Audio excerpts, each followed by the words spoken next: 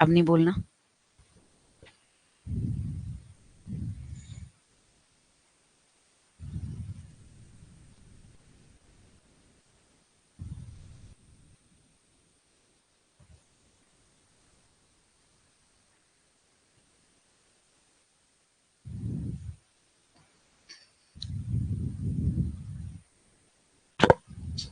Hi everyone, very good morning to all of you. Now finally I think अब voice clear आ रही होगी, है ना? सो आइए आज की क्लास स्टार्ट करते हैं। वेलकम टू गुरु 365। आज की हमारी क्लास में हम लर्निंग की थ्योरीज पढ़ेंगे। कल हमने थॉर्नडाइक और पावलोव की थ्योरी पढ़ी थी। उम्मीद करती हूँ आपको अच्छे से वो थ्योरी समझ में आ गई होगी, है ना? सो हाय सुमन, वेरी गुड मॉर्निंग। ठीक है, आइए अब स्टार्ट करते हैं। माफी चाहूंगी कि बहुत देर से आपको इंतजार करना पड़ा, पर आप समझते हैं कि सैटरडे है, आज मैं घर से क्लास ले रही हूँ। ठीक है, सो चलें जी। चलिए, पुष्पा एंड एवरीवन सभी को कहना चाहूंगी, एक बार बस सब लोग मैसेज कर दीजिए कि हाँ जी, आवाज ऑडियो वीडियो बिल्कुल क्लियर है। आइए शुरू करते हैं। ठीक है, देखिए सबसे पहले क्रिया प्रसूत के सिद्धांत की बात की जाए। क्रिया प्रसूत, हमें इसका मतलब नहीं पता तो हम कैसे करेंगे? तो देखिए, जरूरी है जानना कि क्रिया मतलब एक्टिविटी। जब भी आप एक्टिविटी करते हैं, है ना, जब भी आप एक्टिव होते हैं, ठीक है, डन, ओके जी, कोई बात नहीं। फर्स्ट टाइम घर घर पे ऐप चलिए ना, तो थोड़ा सा सेटिंग्स में इशू हो जाता है, ये इशू था, बट आगे से मुझे पता चल गया, तो आगे से नहीं होगा। ठीक है, चले अब फोकस कीजिएगा। कल हमने थॉर्नडाइक और पावलोव कंप्लीट किया था, आज स्किनर के कंसेप्ट को कंप्लीट कर लेते हैं जल्दी से, है ना? 1-1.5 घंटा हमारी क्लास है, फिर 1 बजे पॉलिटी की क्लास है। ऑलरेडी थोड़ा टाइम लेट हो गया क्योंकि सैटरडे है, यू वेरी वेल नो कि ये यहीं पे बैठा हुआ है, राइट? तो चलिए, क्रिया प्रसूत का सिद्धांत, यानी कि जब भी हम बात करेंगे क्रिया, तो एक्टिविटी, जब कोई इंसान एक्टिव होता है, ठीक है, अब वो कोई भी एक्टिविटी करता है, तो यहाँ पे हम उसको कैसे सिखा सकते हैं? हम उसको री के माध्यम से, पुनर्बलन के माध्यम से सिखा सकते हैं। ठीक है, तो सबसे पहली जरूरत क्रिया प्रसूत अनुबंधन का सिद्धांत। इसका दूसरा नाम है नैमित्तिक अनुबंधन। क्या है? नैमित्तिक अनुबंधन का सिद्धांत। हम इसे कहेंगे क्रिया उत्तेजना का सिद्धांत, रिस्पॉन्स स्टिमुलस थ्योरी, और हम इसे आर टाइप थ्योरी भी कहते हैं। एक्चुअली पेपर में नाम क्या आता है? R type theory. ठीक है, और इसके अलावा आप ये कह सकते हैं, कभी भी जब पूछा जाए आपसे कि इसका तीसरा नाम जो आपने काफी बार सुना होगा, आओ आओ एक बार गोदी आओ, आओ एक बार गोदी आओ, आ जाओ। गुड मॉर्निंग, सबको गुड मॉर्निंग कर दो एक बार। बच्चों, ये आप कैसे हो? मुझे माइक पकड़ा दो। आपके पास ये माइक, आप बात कर लो इनसे। आप कैसे हो बच्चों? सामने देखिए, बच्चे नहीं है, बहुत बड़े आपके टीचर्स हैं। हेलो, अच्छा इनको सुना दो। एक कौआ अच्छा था, गले में पानी छू रहा था, सुन सुन के कब्र पर चलाया, सारा पानी ऊपर आया, कौआ ने मेरे चोंच दबाई, क्योंकि अपनी प्यास बुझाई। अरे वाह, फिर कौआ उड़ गया? फिर कौआ आसमान में उड़ गया। अच्छा ये बताओ जल्दी से अच्छा इनको, अच्छा एक एक सेकंड, जल्दी जल्दी जल्दी, फिर पढ़ना शुरू करेंगे। इधर देखो, इधर देखो, फिर बाहर चले जाओगे आप अगर नहीं मानोगे तो, है ना? स्टूडियो से बाहर चले जाओगे। इनको बताओ, गुरु ब्रह्मा, गुरु विष्णु, गुरु देवा महेश्वरा, गुरु साक्षात परम ब्रह्म, तस्मै श्री गुरुवे नमः। अरे वाह, किसने सिखाया आपको ये? अब मैंने सिखाया। आपने सिखाया बच्चों को? देखा, कोई क्रेडिट नहीं देता, गुरु चे कोई भी हो। कह रहा नहीं हुए। चलो, ये आज यहीं पे था। ठीक है, आज ये बाहर ही नहीं जा रहा, आज ये जिद कर रखा है, इसीलिए क्लास लेट भी हो गई कि आज मैं यहीं रहूंगा और मैं कैमरा में बच्चों को देखूंगा। ठीक है, सो चलिए अब हम पढ़ना शुरू करते हैं। ठीक है जी, अब आवाज नहीं आनी चाहिए मुझे, हमें पढ़ने दो सीरियसली, नहीं तो मैं बाहर भेज दूंगी।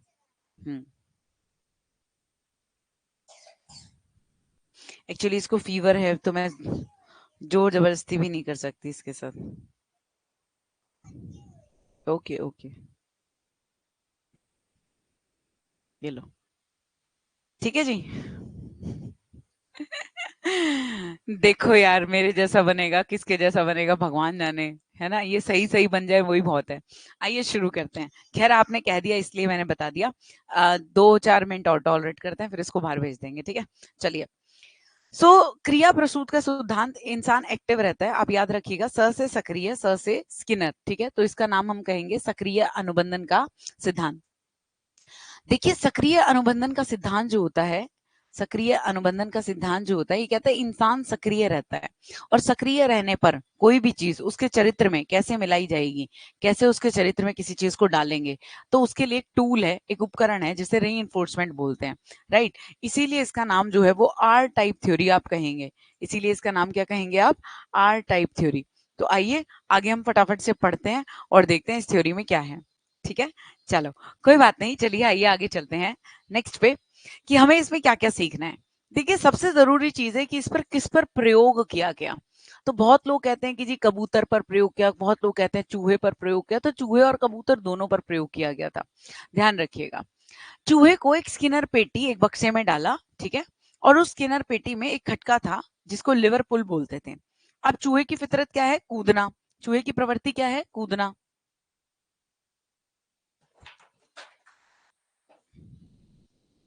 पैर सीधे, पैर सीधे करो।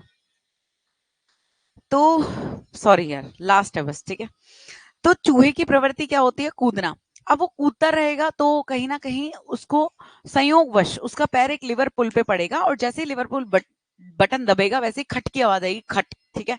अब जैसे ही वो खट की आवाज आएगी, लिवरपूल दबेगा, तो पीछे स्ट्रिंग जो होंगे वो उस पे खिंच जाएंगे। अब स्ट्रिंग खिंचेंगे तो उसको बदले में क्या मिल जाएगा, पनीर के टुकड़े मिल जाएंगे। तो इसका मतलब उसको लगा कि यार मैं कूदता हूं तो मुझे रीइंफोर्समेंट मिलता है, मतलब खाना मिलता है, समझ गए।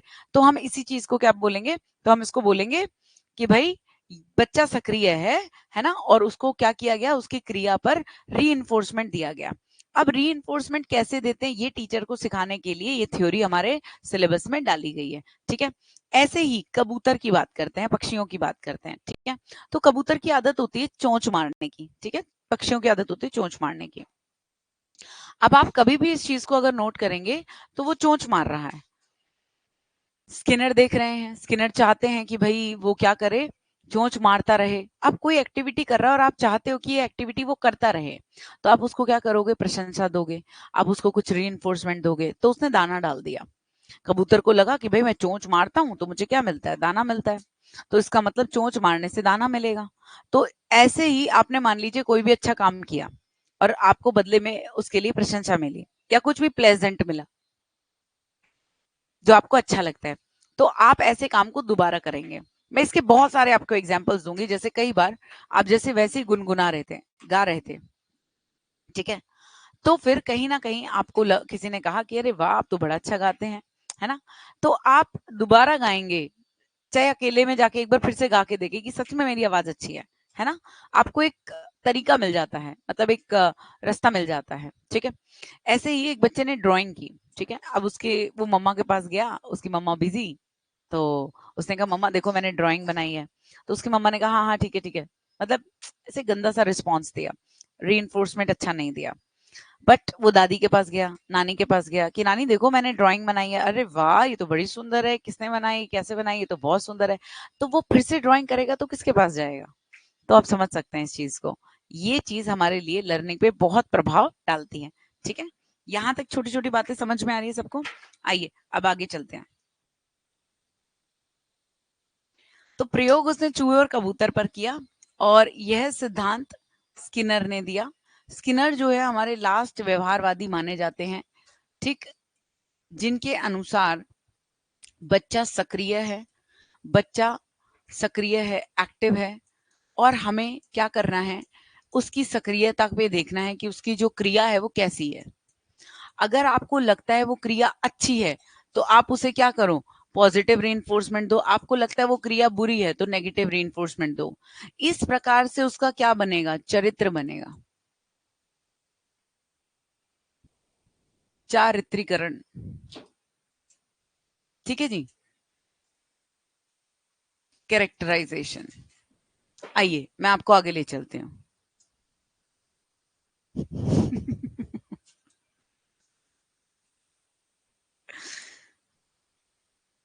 जैसे ही कुछ गिराता है और मैं इसकी तरफ देखती तो ऐसे करने लग जाता है। कुछ कह भी नहीं सकते। आओ देखते हैं, चलिए। पुनर्बलन के दो प्रकार होते हैं। देखिए ये जरूरी है हमें समझना कि जैसे ही हम पुनर्बलन की बात करते हैं,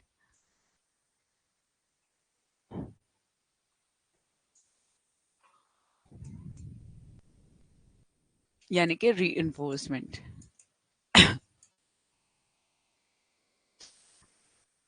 और एक होता है पनिशमेंट, ठीक है, यानी कि दंड।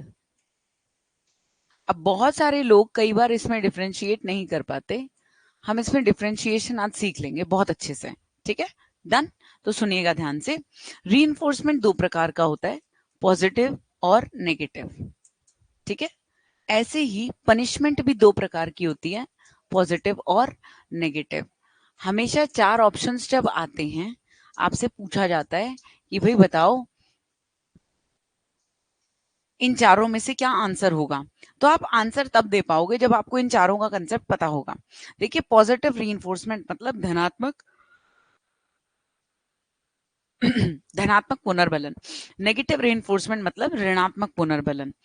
अगर मैं धनात्मक दंड की बात करती हूँ तो वो अलग है, और ऋणात्मक दंड की बात करती हूँ तो अलग है।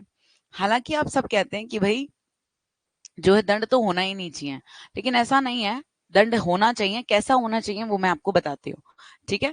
क्लियर है ये बात सभी को? अब ध्यान से देखिएगा कि अगर हम पुनर्बलन की कभी भी बात करें तो दो तीन पॉइंट हैं जो आपको सीखने होंगे अच्छे से, ठीक है। दो तीन पॉइंट अच्छे से सीखिएगा। जैसे फॉर एग्जाम्पल, पुनर्बलन हमेशा क्या करता है, व्यवहार को बढ़ाता है।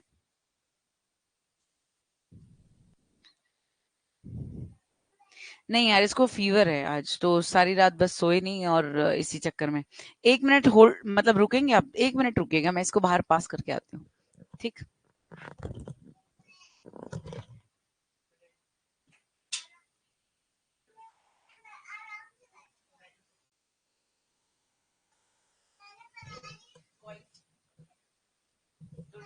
Don't disturb. बाहर लेके चलूं? चलिए। पुनर्बलन क्या होता है, रियली सॉरी यार। पुनर्बलन क्या होता है, व्यवहार को बढ़ाता है। तो पुनर्बलन हमेशा कैसा भी हो, व्यवहार को क्या करेगा, बढ़ाएगा, ठीक है, व्यवहार को बढ़ाएगा, ठीक है। पुनर्बलन कैसा भी हो, पॉजिटिव हो या नेगेटिव हो, हमेशा व्यवहार को क्या करेगा, बढ़ाएगा।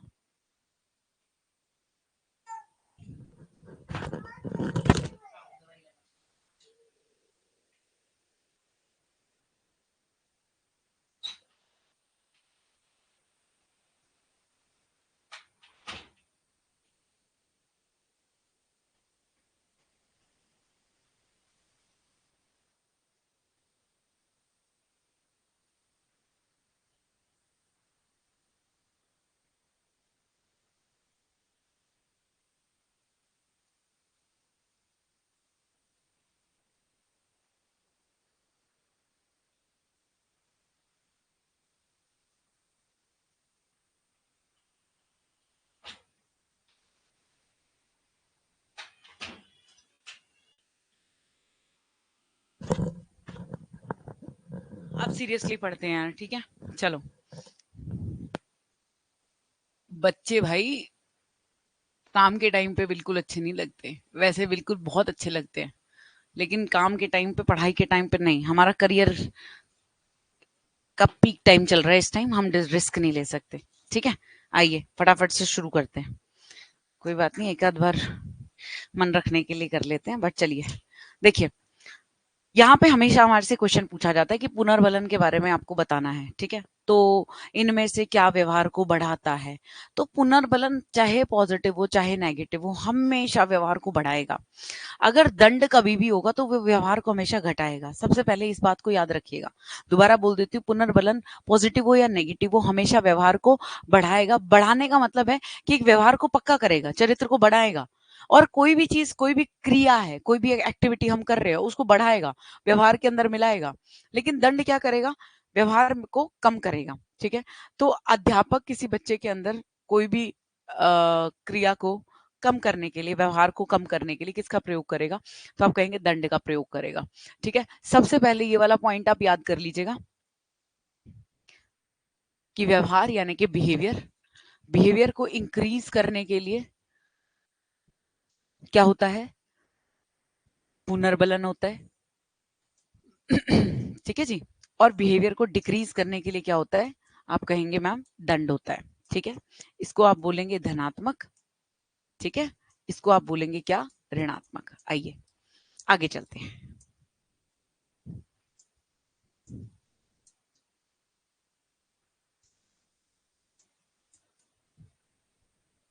चले जी आगे।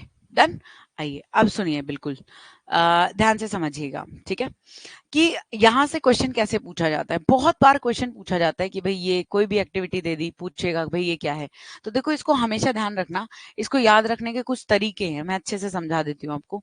यदि आप किसी भी चीज को ऐड कर रहे हो जो प्लीजेंट है, प्लीजेंट मतलब सुख वादी, मतलब कैसी है? जो अच्छी लगती है आपको। कोई भी चीज आपकी मनचाही है, आपको अच्छी लगती है, पसंद है कोई भी चीज, अच्छी वस्तु, अच्छा रिजल्ट, अच्छा परिणाम, कुछ भी कह लीजिए, जिसका परिणाम सुखद होगा, आप इसको क्या करते हैं? ऐड करते हैं, वातावरण में, एनवायरमेंट में जोड़ देते हैं। ठीक है, तो उसे आप पॉजिटिव री कहते हैं। फॉर एग्जाम्पल, भाई आपने अच्छा काम किया, आपको सैलरी मिली, है ना? भाई आपने अच्छा प्रोजेक्ट कंप्लीट किया, आपको इंसेंटिव मिला, बोनस मिला। ये सब क्या है? पॉजिटिव री है।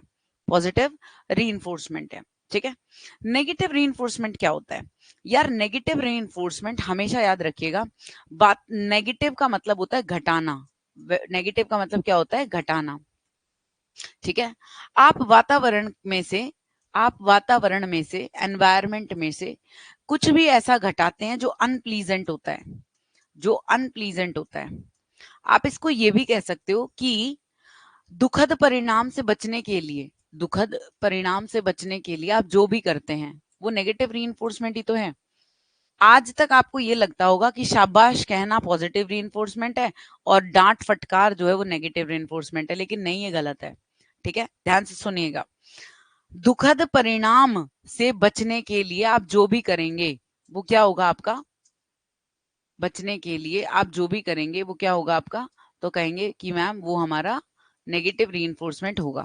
जैसे फॉर एग्जाम्पल, भाई चालान ना कट जाए, इसलिए चालान ना कट जाए इसलिए आपने हेलमेट पहना है या सीट बेल्ट लगाई है, आप कोई काम कर रहे हैं, है ना? लेकिन क्या ना कट जाए? चालान ना कट जाए। तो कोई दुखद परिणाम से बचने के लिए आप जो भी कर रहे हैं वो क्या है? Negative reinforcement. भाई ठंड ना लग जाए इसलिए हमने स्वेटर पहनना है। ठीक है, ठंड ना लग जाए इसलिए हमने क्या पहना है? स्वेटर पहना है। भाई स्किन काली ना हो जाए, टैनिंग ना हो जाए, इसलिए हमने सनस्क्रीन लगाया है। हम कुछ भी ऐसा कर रहे हैं जो अनप्लीजेंट या दुखद परिणाम से हमें बचा रहा है, वो नेगेटिव रीइंफोर्समेंट होता है। यदि आप स्कूल की बात करेंगे तो टीचर जो है वो ये चाहता है कि बच्चा पढ़े, ठीक है, बच्चा फेल ना हो जाए, इसलिए वो उसे कुछ जो है वो बोलता है कि भाई ज्यादा से ज्यादा होमवर्क देना, ज्यादा से ज्यादा प्रैक्टिस कराना, एक्स्ट्रा क्लासेस लगाना। ठीक है, तो वो सब किस में आ जाएगा? आपका नेगेटिव रीइंफोर्समेंट में आ जाएगा। अब आप कहेंगे कि मैम हमें तो आज तक ये बिल्कुल भी नहीं पता था, सच में। लेकिन यही क्वेश्चन सबसे ज्यादा जरूरी है कि पुनर्बलन कैसा भी हो, पॉजिटिव हो या नेगेटिव हो, हमेशा याद रखिएगा कि ये व्यवहार को बढ़ाएगा, क्योंकि ये बहुत इंपॉर्टेंट क्वेश्चन है। ये आता है और खास तौर पे जब हमारे एग्जाम का लेवल टफ हो जाता है तो बहुत प्रॉब्लम आती है, पहचान में ही नहीं आता कि कैसे पहचाने। तो यही तरीका है, धनात्मक का मतलब, धन का मतलब जोड़ना, ऐड करना। वातावरण में कुछ शामिल नहीं था, अब उसको शामिल कर दिया। भाई आपके पापा ने बोला कि भाई अच्छे से एचटेट क्वालिफाई कर, फिर मैं तेरे को स्कूटी ला के दूंगा। तो आप स्कूटी पाने के लिए पढ़ रहे हो, पॉजिटिवली जो है आप एक तरीके से मोटिवेट हो रहे हो, लेकिन एक्सटर्नल फोर्स है कुछ, है ना? और जब वो आपको स्कूटी मिल जाएगी तो क्या हो गया? एक तरीके से आपने अच्छा टेस्ट किया, पास किया, अब आपको स्कूटी मिल गई, वातावरण में कुछ ऐड हो गया जो आपको खुशी दे रहा है, तो वो धनात्मक पुनर्बलन हो गया। बताइए, क्लियर है यहाँ तक? यहाँ तक सबको क्लियर है? प्लीज एक बार बताइए। अब प्रॉब्लम क्या आती है? हम तो ऋणात्मक पुनर्बलन को ही डांट फटकार या दंड समझते थे, और पता चला ऋणात्मक पुनर्बलन अलग होता है और भाई दंड बिल्कुल अलग चीज होती है। तो दंड चाहे पॉजिटिव हो या नेगेटिव हो, देखो, दंड चाहे पॉजिटिव हो या नेगेटिव हो, हमेशा याद रखना व्यवहार को कम करता है। इसके लिए एक छोटा सा एग्जाम्पल मैं यहाँ पे बताना चाहूंगी आपको। यहाँ तक क्लियर है ना? तो किसी ने मुझसे कहा कि यार पुरस्कार और दंड के बारे में टीचर को क्या पता होना चाहिए कि कब देना है, कैसे देना है ना? तो किसी ने कहा जी दंड तो होना ही नहीं चाहिए। मैं कहा नहीं जी, देखो रामायण में भी लिखा है भय बिन प्रीत ना होए, दंड तो जरूरी है, राइट। हाँ, शारीरिक दंड, मानसिक दंड, आर्थिक दंड ये नहीं देना तो फिर दंड देंगे क्या? तो मैंने कहा यार कभी भी हमेशा ध्यान रखो, दंड जब भी दो, पहले सबसे पहले पुरस्कार की बात करते हैं। पुरस्कार जब दो तो कैसे दोगे? हर काम के लिए पुरस्कार दिया जाना चाहिए या विशिष्ट काम के लिए? ये आया हुआ क्वेश्चन था। विशिष्ट काम के लिए। हर काम के लिए बच्चे को अगर पुरस्कार दोगे तो पुरस्कार का कोई महत्व ही नहीं रहेगा। बेटा आप रोज आते हो, लो पुरस्कार। बेटा आपने खाना खाया, लो पुरस्कार। बेटा आपके कपड़े अच्छे हैं, लो पुरस्कार। बेटा आप अच्छे सभ्य बच्चे हो, डिसिप्लिन में रहते हो, लो पुरस्कार। पुरस्कार की कोई वैल्यू ही नहीं रहेगी। लेकिन विशिष्ट कार्य के लिए कि इस बच्चे ने ऐसा काम किया जो सबसे अलग है, उसके लिए आपने पुरस्कार दिया तो पुरस्कार की वैल्यू रहेगी। नाउ वेरी इंपॉर्टेंट पॉइंट, दूसरा पॉइंट क्या है? दूसरा पॉइंट है भाई कि जब भी हम पुरस्कार देते हैं वो सबके सामने दिया जाना चाहिए, सामूहिक तौर पर, ठीक है। सो सामूहिक तौर पर सबके सामने दिया जाना चाहिए। क्यों? क्योंकि इससे जिसने अचीवमेंट की है, हासिल किया है, उसका भी मोराल बढ़ेगा और जिनको जिनके सामने आप उसे पुरस्कार दोगे उनका भी मोराल बढ़ेगा, समझिए, उन्हें भी प्रेरणा मिलेगी। क्लियर है ये बात? तो ऐसे नहीं करना चाहिए कि एक बच्चे ने रेस जीती और उसको बुला के बोला बेटा ये लो, वो तुम फर्स्ट आए थे ना, ये तुम्हारी ट्रॉफी, ले जाओ चुपचाप घर। फायदा नहीं रहेगा ना उसका। अब दूसरी चीज सुनिए, पुरस्कार में कभी भी आर्थिक मूल्य ना छुपा हो, हमेशा भावनात्मक मूल्य हो। आप हमेशा क्या बोलते हो कि मैम गिफ्ट तो गिफ्ट है, चाहे 2 रुपए का पेन ही क्यों ना हो, तो पुरस्कार है, चाहे कैसा भी हो। उसमें कभी पैसे का आर्थिक मूल्य हम नहीं जोड़ेंगे। सबसे इंपॉर्टेंट चीज सुनिए, जब भी हम पुरस्कार की बात करेंगे तो पुरस्कार ऐसा ना हो जो दूसरे बच्चों में ईर्ष्या उत्पन्न कर दे। अच्छा मैं फर्स्ट आया तो मेरे को ये ट्रॉफी दे दी, इस बार ये फर्स्ट आया इसको 5100 रुपए दिए, है ना। तो पुरस्कार कभी ऐसा ना हो जो ईर्ष्या उत्पन्न कर दे। पुरस्कार हमेशा पहले ही अनाउंस किया जाना चाहिए, मतलब पहले ही निर्धारित होना चाहिए कि भाई क्या दिया जाएगा, जिससे बच्चों के अंदर एक मोटिवेशन बढ़े। ठीक है, पहले से ही निर्धारित होना चाहिए, ऑलरेडी डिसाइडेड होना चाहिए। पुरस्कार की एक और खास बात मैं आपको बताती हूँ कि पुरस्कार हमेशा तत्काल दिया जाना चाहिए, इमीडिएट दिया जाना चाहिए। जैसे आज अगर कोई कंपटीशन किया है तो आज शाम तक या कल सुबह तक दे दिया जाए। आप 6 महीने बाद कह रहे हो बेटा सुनो इधर आओ, वो याद है 6 महीने पहले एक रेस हुई थी? हाँ जी, हाँ जी हुई थी। बेटा उसमें तुम फर्स्ट आए थे? हाँ जी आया था। लो बेटा ये तुम्हारा पुरस्कार, दे दो। उसकी कोई वैल्यू नहीं है, समय बीत गया, बीत गई सो बात गई।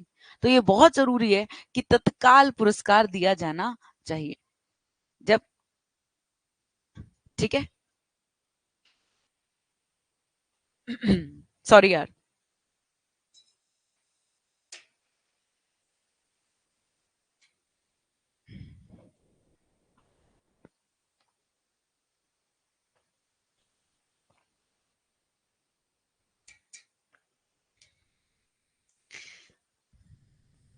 आइए, दंड कैसा होना चाहिए? आपने कहा मैम देखो दंड सबसे पहले व्यक्तिगत रूप में जिसने गलती की है उसी को मिले। कभी ऐसा नहीं होना चाहिए कि करे कोई भरे कोई।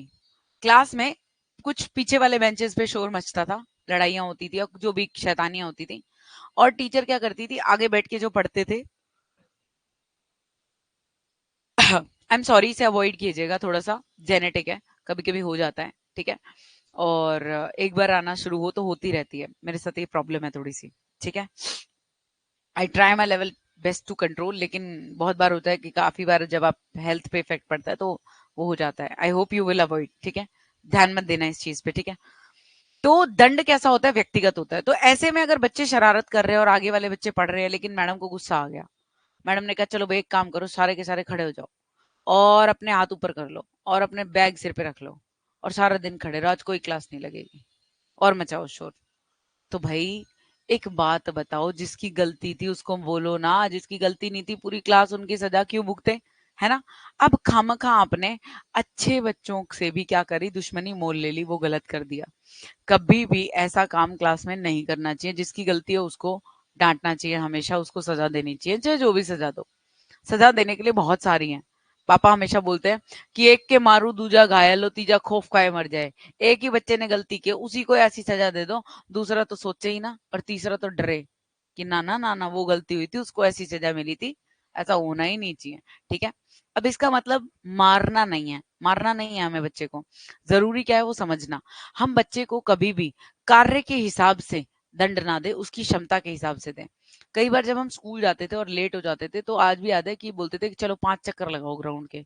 अब यार कोई बच्चा एक चक्कर, ग्राउंड कितना बड़ा है, इतना बड़ा स्कूल है, इतना बड़ा स्कूल है, एक चक्कर में बेहोश हो जाए बच्चा, 5 चक्कर।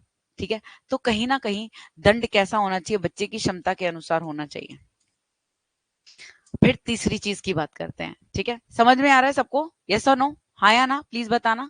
राइट, अब इसके अलावा क्या हो सकता है, तो आप कहेंगे कि मैम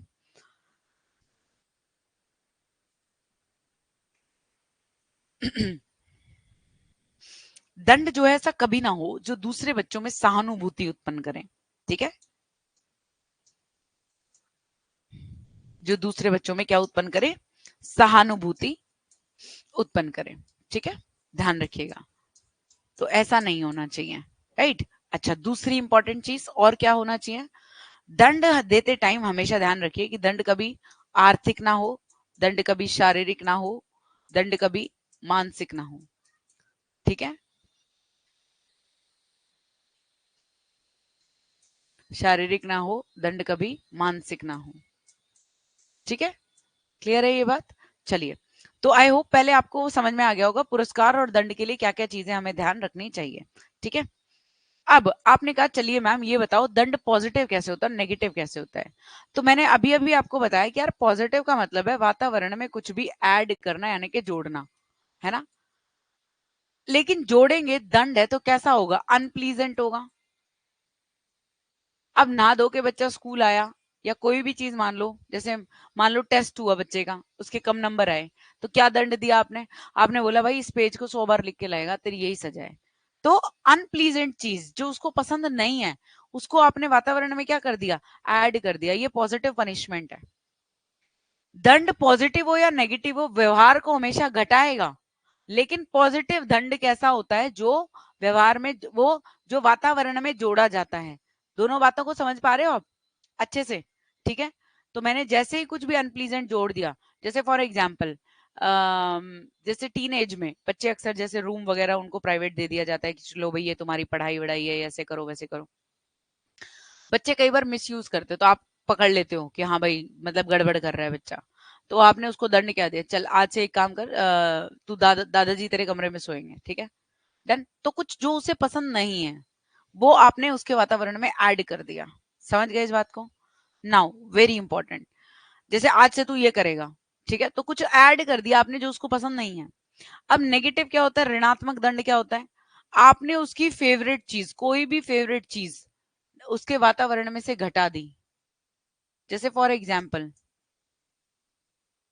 कोई भी फेवरेट चीज उसके वातावरण में से घटा दी जो उसको पसंद नहीं है, उसके एनवायरनमेंट में उसकी किसी अनप्लीजेंट चीज को ऐड कर देना। बिल्कुल सोनिया, सही पकड़े हैं। ठीक है, अब जैसे फॉर एग्जाम्पल कई बार आप बच्चों का फोन छीन लेते हो, तो आपने कोई चीज घटा दी उनके बाद जो उनको पसंद नहीं है ना, तो दैट इज ऋणात्मक, ऋणात्मक दंड यानी कि नेगेटिव पनिशमेंट। अब सबसे पहले मुझे ये बताइए, इतना समझ में आया आपको?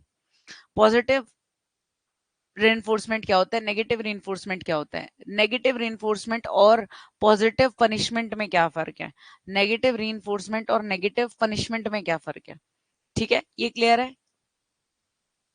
जल्दी से मुझे बताओ, ये ऐसा कंसेप्ट है ना तो कोई पढ़ाता होगा, पक्की बात है, और इसमें हमेशा बच्चों को कंफ्यूजन रहती है और सभी को कंफ्यूजन रहती है। और ये क्वेश्चन जो है, ये क्वेश्चन आया हुआ क्वेश्चन है जो मैंने यहाँ पे लिख दिया कि व्यवहार को इनमें से क्या बढ़ाता है। ठीक है, व्यवहार को इनमें से क्या घटाता है। ठीक है, डन। कैसा लगा ये वाला पॉइंट, जल्दी बताओ, फिर आगे चलते हैं।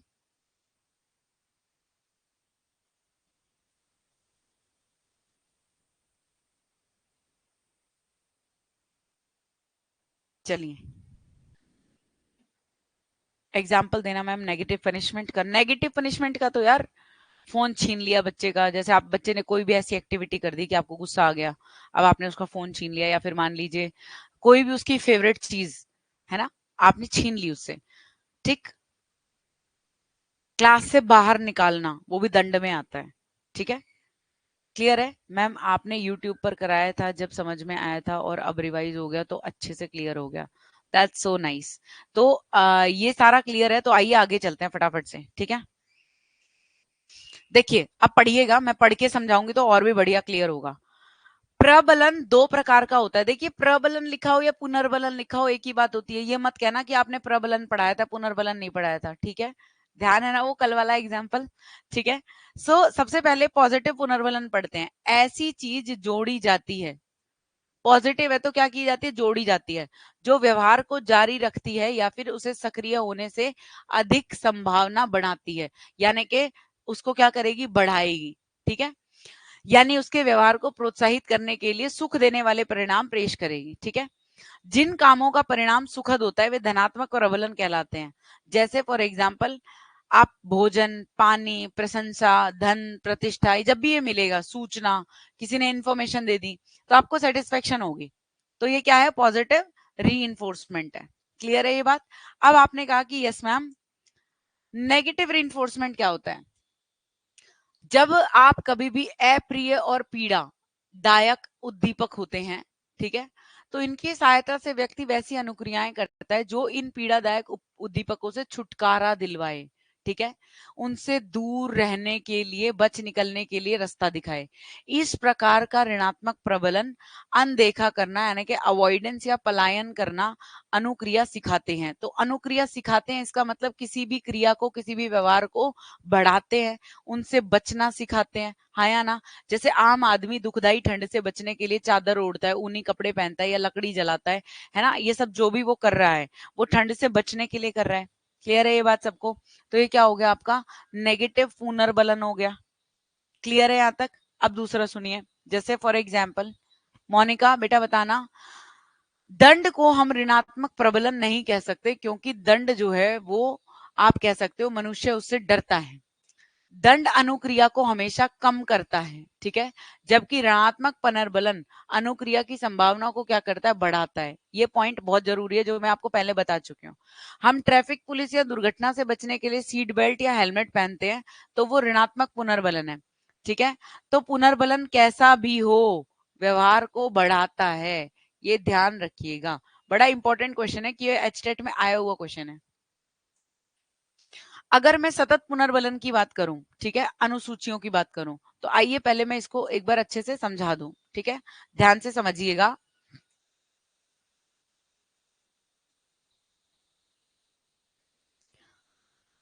पुनर्बलन की अनुसूचियां, बेटा अनुसूचियां क्या होता है, स्केड्यूल्स, ठीक है, स्केड्यूल्स ऑफ री, ठीक है, अनुसूचियां यानी कि स्केड्यूल्स ऑफ री, ठीक है। अब स्केड्यूल्स ऑफ री कैसे देखेंगे आप,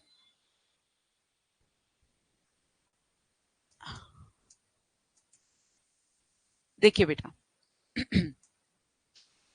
जैसे फॉर एग्जाम्पल आपने कहा स्केड्यूल्स ऑफ री में एक में आता है कॉन्टिन्यूअस री। भाई कॉन्टिन्यूअस का मतलब होता है निरंतर यानी कि लगातार। अब देखो कोई भी चीज यदि निरंतर होगी तो वो हमेशा कैसी होगी, कम प्रभावी होगी, क्योंकि वो इतना ज्यादा इफेक्टिव नहीं होगी ना। आप हर एक बात पे वेरी गुड बोलते रहो, है ना, तो कहीं ना कहीं वो अच्छी बात नहीं होगी। क्लियर है ये बात सभी को। लेकिन कभी भी अगर हम बात करें किसकी, तो आपने कहा मैम अगर ये कभी भी कैसा होगा, पार्शल होगा। पार्शल मतलब आंशिक, पार्शल मतलब क्या बोल देंगे, आंशिक, ठीक है। तो आंशिक पुनर्बलन दो प्रकार का होता है। आंशिक पुनर्बलन कितने प्रकार का होता है बेटा, दो प्रकार का होता है, ध्यान से सुनिए। फॉर एग्जाम्पल मैंने कहा कि भाई अगर हम कहें तो सबसे पहले आप कहेंगे अंतराल यानी कि इंटरवल। इंटरवल का मतलब होता है समय, और एक होता है आपका रेशो। रेशो यानी कि अनुपात। और अनुपात या रेशो कब बात करते हैं हम, जब संख्या की बात करते हैं, नंबर्स की बात करते हैं, ठीक है। अब देखिए जब भी हम बात करेंगे अंतराल की, तो अंतराल दो प्रकार का होता है। एक होता है फिक्स्ड इंटरवल स्केड्यूल, एक होता है वेरिएबल इंटरवल स्केड्यूल। ठीक है जी। फिक्स्ड इंटरवल स्केड्यूल जो होता है वो होता है आपका स्थिर। स्थिर नहीं तो क्या लिखा होगा, स्थायी लिखा हो सकता है। ठीक है। और वेरिएबल होता है अस्थिर, अस्थाई, जो बदलता रहता है। वेरिएबल हमेशा क्या होते हैं, बदलते रहते हैं। ऐसे ही रेशो की अगर बात करें तो वो भी क्या होता है, फिक्स्ड और वेरिएबल। ठीक है जी, स्थाई और अस्थाई। अब हमेशा एग्जाम में आपसे ये 4 ऑप्शंस करके पूछे जाते हैं और आपको इन्हीं के आंसर देने होते हैं। ठीक है, क्लियर है ये बात सभी को? जल्दी से एक बार मुझे बताइए, यहां तक सारी चीजें समझ में आ रही हैं? आइए मैं आपको एग्जाम्पल देती हूँ।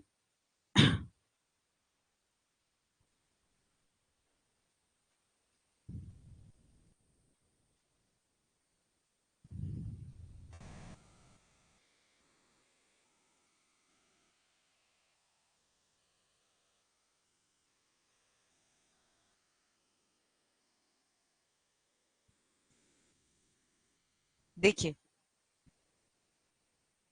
जैसे फॉर एग्जाम्पल ही बोलता है कि फिक्स्ड रिवॉर्ड अगर दिया जाता है किसी स्पेसिफिक अमाउंट ऑफ टाइम के बाद। ठीक है, जैसे हमने हर घंटे बाद हमें तनख्वाह मिलती है, हर घंटे बाद। अब हर घंटे बाद आप निरंतर मत सोचना, हर एक अंतराल हो गया ना 1 घंटे बाद, तो वो फिक्स है। हर 2 घंटे बाद, हर 5 घंटे बाद, हर 6 घंटे बाद, तो वो टाइम फिक्स हो गया ना, तो वो फिक्स्ड इंटरवल स्केड्यूल कहलाएगा, फिक्स्ड इंटरवल स्केड्यूल। लेकिन मान लीजिए कभी भी टाइम का पता नहीं कि कब हो। जैसे फॉर एग्जाम्पल, जब आप अच्छा काम करते हो तब आपको रिइंफोर्समेंट मिल जाता है, जब आप नहीं करते हो तो आपको नहीं मिलता है।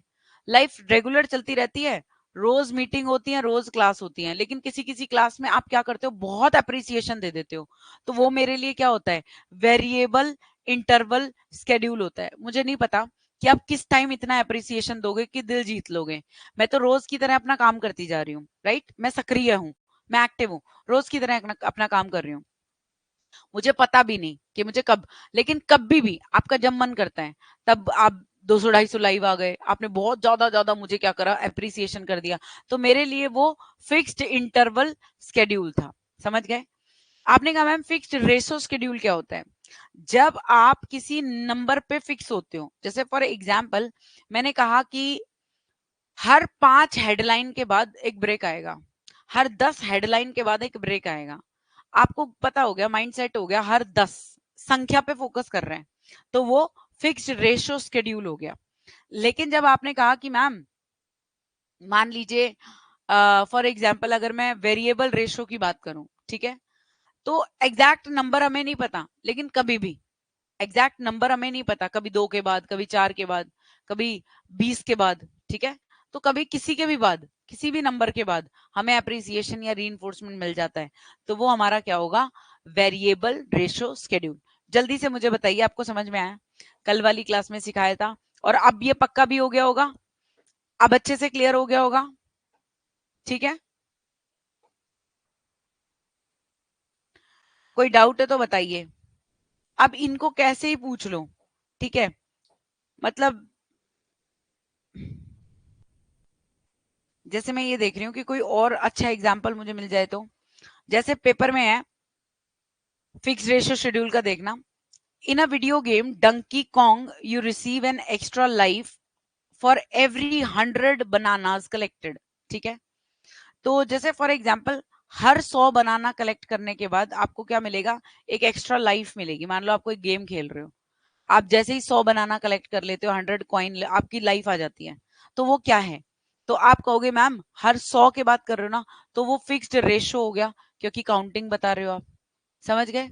अगर मैं कहती हर 5 मिनट तक अगर आप यहाँ खड़े रहे, तो आपको 5 मिनट बाद यहाँ पे 100 रुपए मिलेंगे। अगर इस जगह पे आप 10 मिनट खड़े रहे, हर 10 मिनट के बाद आपको इतने रुपए मिलेंगे, तो वो फिक्स्ड टाइम हो गया, ये फिक्स्ड नंबर हो गया। बताइए, क्लियर है?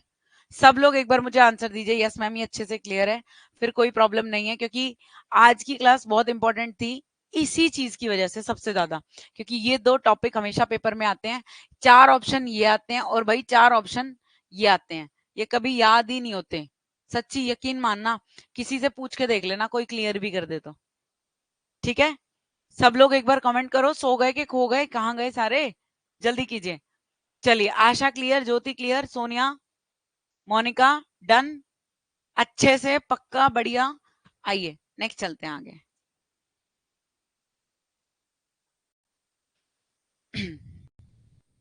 ठीक है, अब ये कहता है कि देखो निश्चित अनुपात क्या है। जैसे फॉर एग्जाम्पल, भाई किसी अनुक्रिया की निश्चित संख्या के बाद, क्योंकि अनुपात लिखा है तो क्या वर्ड आ गया, संख्या। संख्या के बाद पश्चात दिए जाने वाले पुनर्बलन को हम निश्चित अनुपात अनुसूची पे रखते हैं। ठीक है, हर 100 प्रश्न, अगर 100 प्रश्न करवाने हैं तो हर 10 के बाद बच्चे को पुनर्बलन देना क्या कहलाएगा। अगर अगला पुनर्बलन 20 के बाद हो, अगला 30 के बाद हो, तो वो क्या कहलाएगा। तो आप समझ जाओगे मैम ये तो फिक्स है ना, फिक्स है, तो ये फिक्स्ड रेशियो शेड्यूल कहलाएगा। ठीक है, अगर मैं ये कहूं कि भाई वेरिएबल रेशियो शेड्यूल, तो विभिन्न संख्या, है ना, जो भी है उसका कभी टाइम का नहीं पता कि कब दिया जाएगा, कौन। अब नाम से पता चल जाता है कि अनुपात का वह हिस्सा जो स्थिर ना हो। जैसे कभी भी 5 प्रश्न के बाद, कभी 15 के बाद, कभी 20 के बाद, किसी के भी बाद आपने रीइंफोर्समेंट दे दिया। ठीक है, अब आपने कहा कि जी नेक्स्ट पे चलते हैं। निश्चित अंतराल की अगर बात की जाए, तो देखिए निश्चित अंतराल में हमेशा आप ध्यान रखिएगा, कक्षा में पुनर्बलन देते समय या देने का समय, जैसे हर 10 मिनट के बाद या हर 20 मिनट के बाद। ठीक है, तो आपको टाइम फिक्स हो गया, अगर टाइम फिक्स हो गया तो इंटरवल लिखेंगे। ठीक है, अगर पुनर्बलन का अंतराल कॉल के बाद मतलब कभी भी दिया जाता है, ठीक है, तो आप ये याद रखिएगा, कभी भी, जैसे मान लो 15 मिनट में दे दिया, 7 मिनट में दे दिया, कभी भी, है ना, तो फिक्स टाइम नहीं है, टाइम जो है वो बदलता रहता है। अगर बदलता रहता है तो वेरिएबल, और अगर स्थिर रहता है तो फिक्स। ठीक है मैम, जो प्रीवियस पेपर में आए हैं, जो प्रीवियस पेपर में आएंगे वो अब नहीं आएंगे, हर बार चेंज हो जाते हैं। देखो, एग्जाम्पल बदल सकता है ना, कंसेप्ट कभी नहीं बदलेगा, ये ध्यान रखना। जैसे ऑप्शन हमेशा चारों यही आएंगे, ऊपर क्वेश्चन हमेशा बदल जाएगा। जैसे हर बार ये थोड़ी कहेगा कि घोड़े को पानी पीने के लिए लाया जा सकता है, अब कुछ और एग्जाम्पल आएगा। ठीक है, क्लियर है सुनीता जी, चलें आगे।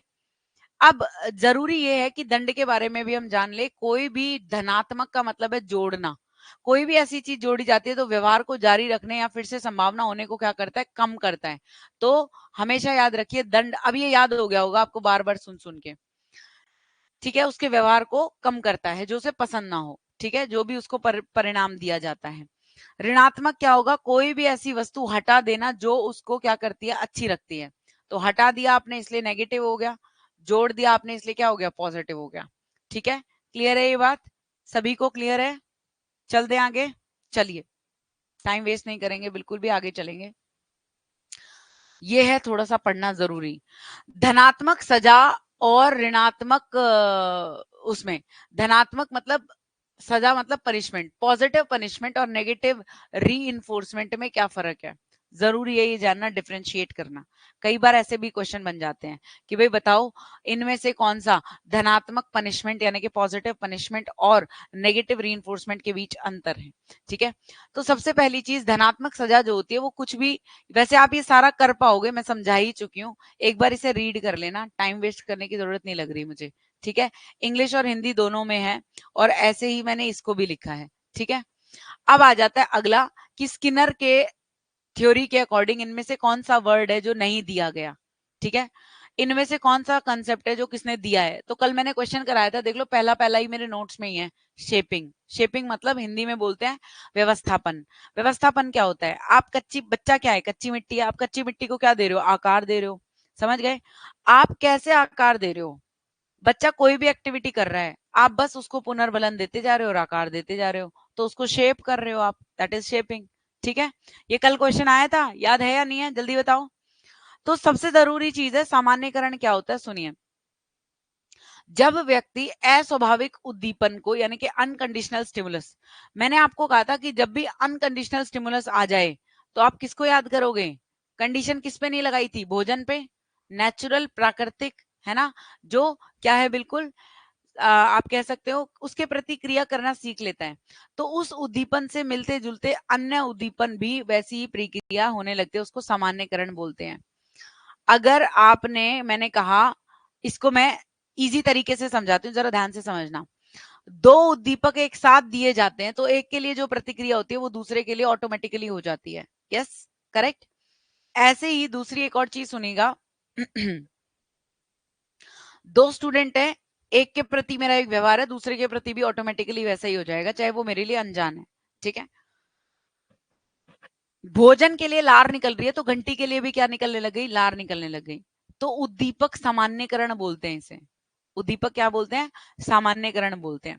तो सामान्यकरण, उद्दीपक सामान्यकरण किसने यूज किया था, स्किनर ने अपनी थ्योरी में यूज किया था। भाई आदत स्पर्धा, हैबिट कंपटीशन, इसमें उचित आदत का निर्माण करने के लिए पुनर्बलन दिया जाता है। वेरी इंपॉर्टेंट है कि भाई जैसे आपको बच्चे के अंदर कोई अच्छी आदत डालनी है, वो कोई भी अच्छा काम कर रहा है, ठीक है, जैसे आप आज होमवर्क करके लेके आए, तो मैंने कहा हाँ भाई सारे बच्चे होमवर्क करके लाए हैं, आप बोले यस मैम, तो मैं कहा वेरी गुड, ये तो बहुत अच्छी बात है। तो आप हमेशा होमवर्क करके आओगे क्योंकि आपको रीइंफोर्समेंट इतना अच्छा मिला है। कोई भी काम अगर बच्चा करता है, जैसे फॉर एग्जाम्पल आपने आज खाली थे, सोचा चलो एक काम करती हूँ, कुछ अलग सा खाने में बनाती हूँ, है ना, आज घर पे कोई भी नहीं है और इतने सब आएंगे ना तो सब सरप्राइज हो जाएंगे। तो आपने पूरा घर भर डेकोरेट कर दिया, डिनर विनर अच्छे से तैयार कर लिया। फिर शाम को जब सब आए ना तो किसी ने कोई रिएक्शन ही नहीं दिया, आपको बड़ा बुरा लगेगा, वो नेगेटिव रीइंफोर्समेंट है। लेकिन किसी ने कहा अरे वाह आज तो घर बड़ा चमका रखा है यार, खाना खाना आपने कहा खाना भी बना रखा है, फिर खाना खा के बोले यार खाना तो बहुत टेस्टी है, वाह। तो आपका ना आगे से कुछ दोबारा करने का मन करेगा। लेकिन भाई करने के बाद जब कोई अप्रिसिएशन ही नहीं मिलता, फिर सोचता है यार क्यों फालतू में दुखी, क्यों काम करे, छोड़ना, कोई अप्रिसिएशन तो देता नहीं है। तो this is the thing, habit formation के लिए बच्चों को रीइंफोर्समेंट देना जरूरी है। ओके, अब चेनिंग, ये भी बहुत इंपॉर्टेंट है वर्ड, ठीक है। स्किनर ने अपने प्रयोग में कबूतर को पुनर्बलन देकर उसे नाचना सिखाया। इस प्रशिक्षण में जैसे ही कबूतर घूमता वैसे ही पुनर्बलन दिया जाता। जब पुनर्बलन बिल्कुल सीरीज में दिया जा रहा है, एक श्रेणी में दिया जा रहा है, एक के बाद एक के बाद एक, है ना, तो हम उसे क्या कहते हैं, चेनिंग बोलते हैं। पेपर में शेपिंग, चेनिंग, मॉडलिंग ये वर्ड जरूर आते हैं। तो शेपिंग और चेनिंग जो है वो स्किनर ने दिए थे और मॉडलिंग जो है वो बंडूरा ने दिया था, ये ध्यान रखिएगा। बताइए क्लियर है? आप में से कितने बच्चे हैं जो पहली बार ये वाला कंसेप्ट पढ़ रहे हैं, इससे पहले उन्होंने इतना क्लियरली नहीं पढ़ा हुआ था? प्लीज बताइए। आपने वाकई में मतलब आज से पहले स्किनर विकिनर ये सब सुन रखा है, लेकिन इतना डेप्थ में आपने कभी अच्छे से पढ़ा था? प्लीज बताइएगा। अगर हम बात करें अगले सिद्धांत की, तो अभी टाइम है, मैं एक सिद्धांत और कंप्लीट करा देती हूँ, ठीक है।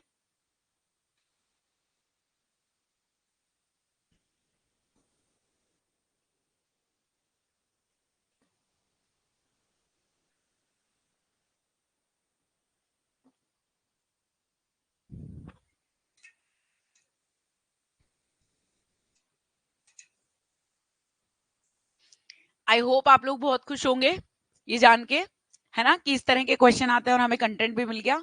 सेटिस्फेक्शन बहुत जरूरी है आपका कॉन्फिडेंस बढ़ाने के लिए। आइए अंतर्दृष्टि का सिद्धांत मैं आपको बताती हूँ। देखिए अंतर्दृष्टि का सिद्धांत याद कीजिएगा, इसे कैसे समझेंगे जरा देखिए।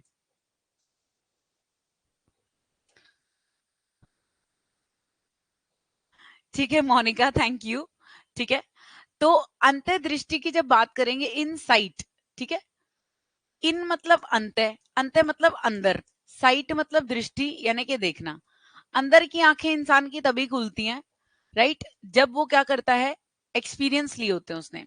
तो आज से पहले आप कोई रॉ तो है नहीं, आपको अनेकों ढेरों एक्सपीरियंसेस हैं। इन एक्सपीरियंसेस पे बेस्ड आपकी जो पूर्व नॉलेज होती है, प्रीवियस नॉलेज होती है, प्रीवियस नॉलेज पे बेस्ड इंसान को हमेशा क्या आता है, तो याद रखिएगा आइडिया आता है। ये जो आइडिया होता है ना, ये एकदम से आता है, और एकदम से आता है तो वर्ड यूज करते हैं स्पॉन्टेनियस। क्या यूज करते हैं? स्पॉन्टेनियस, ठीक है, यानी कि तत्कालिक, एकदम से इमीडिएटली आता है। अभी अब मुद्दे की बात ये है कि मैडम ये आइडिया आता कब है? मैं कहा देखो खाली बैठे बैठे कभी आइडिया नहीं आता। जब कहते हैं आवश्यकता आविष्कार की जननी है, आवश्यकता आविष्कार की जननी है। तो आप हमेशा इस चीज को ध्यान रखिएगा कि भाई जब भी कभी प्रॉब्लम होगी, जब भी कभी प्रॉब्लम होगी तो आप उसे सॉल्व करेंगे, और जब सॉल्व करेंगे तो आप सारी सिचुएशन को, संपूर्ण परिस्थिति को क्या करेंगे, अच्छे से अवलोकन करेंगे, यानी कि प्रॉपरली ऑब्जर्व करेंगे। ऑब्जर्व ना करके मुझे यहाँ पे वर्ड बोलना चाहिए, एनालाइज करेंगे पूरी सिचुएशन को as a whole. Whole situation लिख देती हूँ। होल वर्ड का मतलब होता है समग्र, और समग्र या होल किसने प्रयोग किया, समग्रतावादियों ने। और हम समग्रतावादियों को क्या बोलते थे, समग्रतावादियों को क्या बोलते थे हम, गेस्टोलियंस। ठीक है, ये गेस्टोलियंस जो होते हैं ये किस विधि का प्रयोग करते हैं, पूर्ण से अंश की ओर। ठीक है, पूर्ण से अंश की ओर हमेशा ध्यान रखिएगा। लर्निंग मेथड, तो इनके अनुसार लर्निंग कैसे होती है। गेस्टोलियंस में कौन कौन आता है ये आपको पता चल जाएगा, काफी बार आपसे पूछा भी जाता है। तो सबसे पहले समग्रतावाद का जनक जो है वो किसको बोला जाता है, मैक्स वर्दीमर को बोला जाता है। किसको बोला जाता है, मैक्स वर्दीमर। ठीक है, मैक्स वर्दीमर। लेकिन ध्यान रखिएगा कि ये सिद्धांत किसने दिया था, कोहलर ने। अब कोहलर, कोहोफा, वर्दीमर और कुर्ट लेविन ये इसी कैटेगरी में आते हैं। ठीक है, कुर्ट लेविन, आधा इंग्लिश आधा हिंदी, क्या हो गया है, ठीक है, समझ में आ जाएगा। डन। सो आपसे बहुत बार इसी इसी स्लाइड में से बहुत सारे क्वेश्चन बनते हैं। इनसाइट थ्योरी किसने दी, कोहलर ने दी, है ना। आपसे पूछा जाए कि भाई समग्रतावादी इनमें से कौन एक समग्रतावादी नहीं है, कोहलर, कोफा, कुर्ट लेविन, वर्दीमर, एक और ऑप्शन लिख दें, तो आपको आंसर तभी दे पाओगे जब आपको पहले इन सबके नाम पता होंगे। गेस्टोल्ट वादियों के अनुसार, समग्रवादियों के अनुसार अधिगम के लिए इनमें से कौन सा, नहीं टीचिंग के लिए, which of the following is the maximum of teaching, शिक्षण सूत्र क्या है, पूर्ण से अंश की ओर। ठीक है, इनके अनुसार अधिगम कैसे होता है, इनके अनुसार समस्या समाधान करने पर अधिगम तत्कालिक होता है। अधिगम कैसे होता है, तो आप कहोगे कि जो भी इंसाइट होती है, अंतर्दृष्टि होती है, वो कैसे आती है, किस पे आधारित होती है, आप कहोगे पास्ट एक्सपीरियंसेस पे, पूर्व नॉलेज पे, पूर्व ज्ञान पे जो है वो आधारित होती है। आपसे कभी भी पूछा जाए, वो हमेशा सिचुएशन को, प्रॉब्लम को सॉल्व करने के लिए पूरी सिचुएशन को एज अ होल क्या करते हैं, पूरा एनालाइज करते हैं। और जब वो एनालाइज करते हैं तो उनके माइंड में आता है आइडिया, वो आइडिया ही क्या होता है, सॉल्यूशन होता है। वो आइडिया ही क्या होता है, सॉल्यूशन होता है। और जब वो कोई सॉल्यूशन कर लेते हैं तो फिर वो सीख जाते हैं। मैं इसको आपको एक छोटा सा आंसर देना चाहूंगी, आपको समझ में आ जाएगी बात, एग्जाम्पल देना चाहूंगी। हमें ना, मैं हमेशा किसी को बोलती रही पढ़ा दो पढ़ा दो, मैं आपको सच्ची मतलब ईमानदारी से बहुत बढ़िया तरीके से बात बताऊंगी। मैं कभी भी, आज से पहले अगर हम बात करें मेरे चाइल्डहुड की या कैसे भी, तो हमारा पारिवारिक माहौल मध्यम वर्गीय परिवार में कुछ इस प्रकार का होता है कि पढ़ो तो पढ़ो, नहीं पढ़ो तो नहीं पढ़ो, कोई दिक्कत नहीं है, पढ़ लो पढ़ लो पढ़ लो, लेकिन घर के काम जरूरी है ना, लड़कियों के लिए खासतौर पे ये चीज होती है।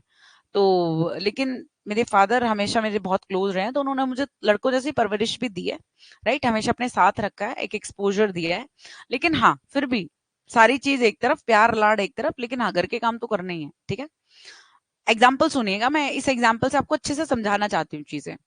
तो अब हम एवरेज बच्चे, हर चीज में मतलब पढ़ाई लिखाई कढ़ाई बुनाई सब में टॉप पे आना है, नंबर 1 पे रहना है। तो पढ़ाई में लगभग 75% 65% नंबर आया करते थे, कोई बहुत इंटेलिजेंट नहीं हुआ करती थी मैं, I never use to be. हाँ, अकाउंट्स में मेरे 80 और बिजनेस में मेरे 90 मार्क्स जो है आ जाया करते थे, तो आई वॉज वेरी हैप्पी, और 90 नंबर आ गए तो बहुत बड़ी बात है। ठीक है, फिर जब जेबीटी बीएड वगैरह किया और मतलब नहीं समझ में आती थी हिंदी टीचिंग ये सब, बिल्कुल I was not like that. ठीक है, तो बहुतों से मैं बोलती थी यार पढ़ा दे यार बता दे, तो कोई पढ़ाता नहीं था। ठीक है, और फिर क्या किया कि पैसे मांगे तो कभी मना नहीं हुआ, है ना, तो किसी इंस्टीट्यूट में चले गए, बड़े बड़े इंस्टीट्यूट हुआ करते थे, पैरामाउंट वगैरह, इनमें खूब, लेकिन कोई पढ़ाता नहीं है, सच्ची बात यह है, कोई नहीं पढ़ाता। तो आपकी एक समस्या है जो कोई समाधान नहीं कर रहा है, समझना इस बात को, सीरियसली कोई नहीं बढ़ाता है, मतलब इट्स अ फैक्ट। मैं इतना घूमी हूं, इतना घूमी हूं, हर कोई है ना, सिर्फ दे टेक एडवांटेज। और हर किसी को एक इनसिक्योरिटी मैंने देखी है, अच्छे अच्छे बड़े बड़े पढ़ाने वाले देखे हैं मैंने, उनको एक इनसिक्योरिटी रहती है कि अगर हमने इस बच्चे को पढ़ा दिया तो कहीं ये हमारे बराबर आके ना खड़ा हो जाए। अरे यार, गुरु गुरु होता है, चेला चेला होता है, इतनी भी क्या इनसिक्योरिटी। मैंने बहुत सारे लोग देखे हैं अच्छा पढ़ाते हैं, तो उनकी क्लास कभी डेमो लेने भी जाओ तो वो पेन और पेपर और फोन बाहर रखवा देते हैं कि आप लिख के नहीं ले जा सकते कुछ भी। तो ये सारी चीजें होती हैं। चलो, अब कोई नहीं सिखाएगा इसका ये मतलब थोड़ी है कि हम नहीं सीखेंगे। तो जब पेपर हुआ, जब पेपर पढ़ना था, जब आपको दिख गया कि कोई हमारी मदद नहीं कर रहा है, तो हिम्मत मर्दा तो मदद खुदा, है ना। तो इंसान अपने आप करनी सीख जाता है। जब अपने आप करनी सीख जाता है, अपने पास्ट एक्सपीरियंसेस पे बेस्ड उसका सॉल्यूशन हो जाता है, तब वो सीख जाता है। और जब वो सीख जाता है, तब वो सबको सिखा सकता है। सिंपल सी बात है। तो यहां से आप कंक्लूड कर सकते हो गेस्टोलियंस के अकॉर्डिंग कि लर्निंग कैसे होती है। लर्निंग अपने आप होती है, ठीक है, स्पॉन्टेनियस होती है, तत्कालिक होती है। ये बात क्लियर हो गई सबको, अच्छे से समझ में आ गई, पक्का। अब ध्यान रखिएगा, इसमें से इतने सारे क्वेश्चंस अगर बनते हैं हमारे, तो हम जरा इसे समझ लें, ठीक है, कि उस प्रतिक्रिया, क्लास प्रॉपर चल रही है ना, थोड़ा कमेंट वमेंट करते रहा करो, पता नहीं चलता तुम चुपचाप पढ़ते रहते हो। जिस प्रक्रिया से हम ज्ञानेंद्रियों द्वारा प्रदान की गई सूचनाओं की पहचान करते हैं, उसको अर्थवान बनाते हैं, प्रत्यक्षीकरण करते हैं, तो हमें कोई मतलब नहीं है इसका। हमें मतलब है कि पेपर में आ जाता है इंसाइट कैसे होती है। आपने अपनी सेंसेस से नॉलेज ली, अब आप प्रत्यक्षीकरण कर पाते हो, परसेप्शंस कर पाते हो। जब हम अपनी ज्ञानेंद्रियों से किसी भी समान रखती हुई वस्तु को, कंसेप्ट को ग्रहण कर लेते हैं, प्रत्यक्षीकरण कहलाता है। जब बच्चे को खिलौने देखकर उसके बारे में इंफॉर्मेशन या सूचनाएं पता चलने लगती है, ठीक है, तो कहीं ना कहीं आप क्या कहेंगे, उसने क्या कर लिया, प्रत्यक्षीकरण कर लिया। तो अंतर्दृष्टि के सिद्धांत, सूझबूझ के सिद्धांत में, है ना, इनमें से कौन सा कंसेप्ट है जो नहीं है, तो प्रत्यक्षीकरण इस थ्योरी से रिलेटेड है। क्लियर हो गई बात। ये एक बहुत ही छोटा सा पॉइंट है कि इन्होंने सुल्तान नामक चिंपैंजी पर प्रयोग किया। 4 प्रकार के प्रयोग किए गए। एक बार केलों को टांगा गया, एक बार, अगली बार केलों को थोड़ी और दूरी पर टांगा गया। जब टांगे थे केले तो नीचे जो है वो बक्सा रख दिया गया, ठीक है।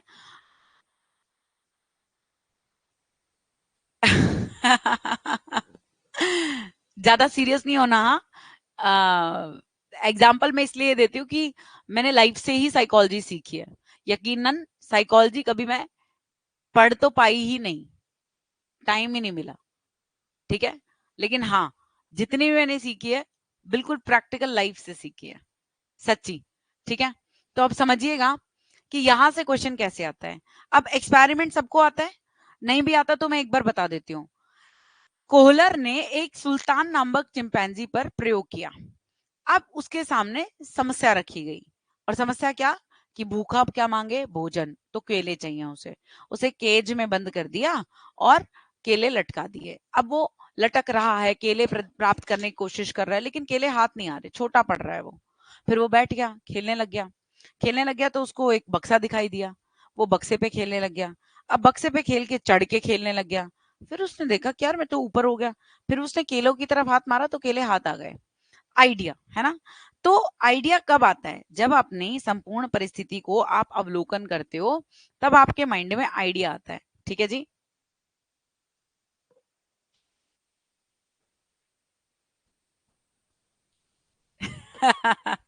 ठीक है सुमन, ठीक है, बिल्कुल ठीक है। नहीं चलेगी तो रोड़ा डाल देंगे। फिर मैंने कहा दूसरी इंपॉर्टेंट चीज, अगला सेकंड स्टेप क्या किया, अब केलों की हाइट थोड़ी सी और ऊपर कर दी। अब वो आया, आते ही बक्से पे चढ़ा और केले लेने की कोशिश करने लगा। फिर सोचा यार कल तो हाथ में आ गए थे, अब क्यों नहीं आ रहे।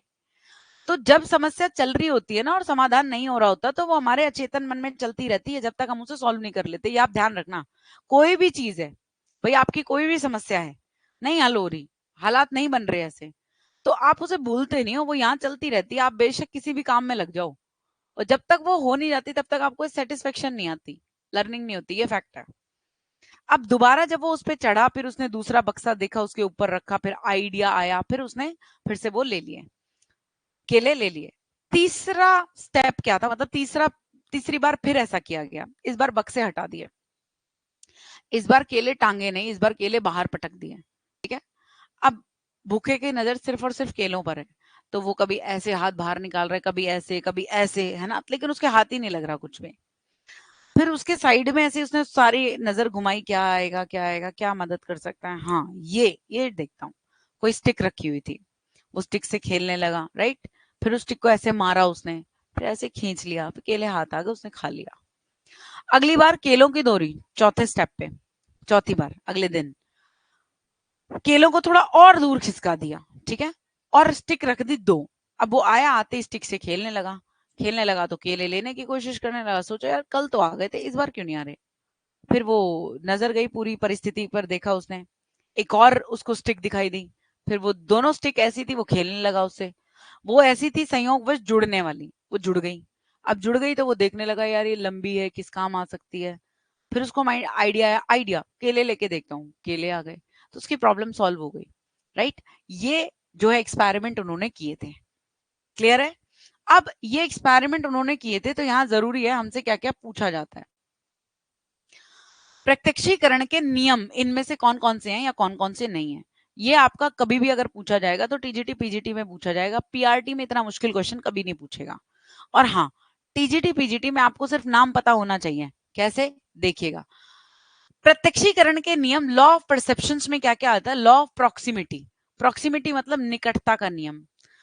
जो वस्तुएं किसी स्थान या समय में एक दूसरे के निकट होती हैं, एक दूसरे से संबंधित होती हैं, तो समूह के रूप में दिखती हैं, इसे हम निकटता का नियम कहते हैं। मैंने कहा छोड़ो, एक बात बताओ, मैंने कितनी रो बनाई है, जल्दी बताओ, मैंने कितनी रो बनाई है।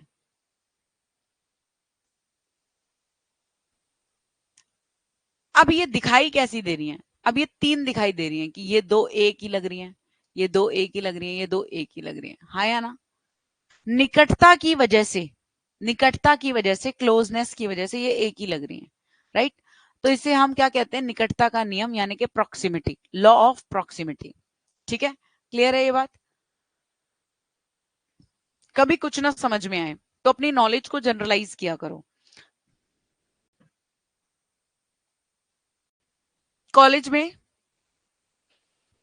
कभी जाते थे तो अपनी अटेंडेंस प्रॉक्सी लगवाते थे। प्रॉक्सी का मतलब क्या होता है, नियर बाय पूरी हो जाए उतनी, नियर बाय पूरी हो जाए उतनी। तो हमेशा याद रखना कि प्रॉक्सी का मतलब क्या होता है, निकटता। आपने ZPD, zone of proximal development पढ़ा होगा, समीपस्थ, समीपस्थ विकास का नियम, विकास का क्षेत्र। आपने पढ़ा होगा क्या बोलते हैं उसे, प्रॉक्सिमो डिस्टल एंड सिफ्लोकैडवल।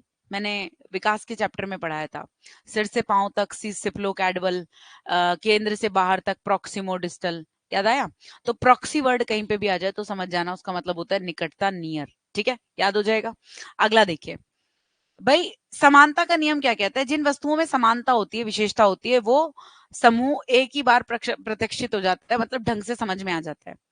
अब ये मैंने आपको थॉर्नडाइक के जो सेकेंडरी लॉज थे उसमें लॉ ऑफ एनालॉजी बताया था, समानता का नियम, सादृश्यता का नियम, याद आया, हाँ या ना, प्लीज बताइए।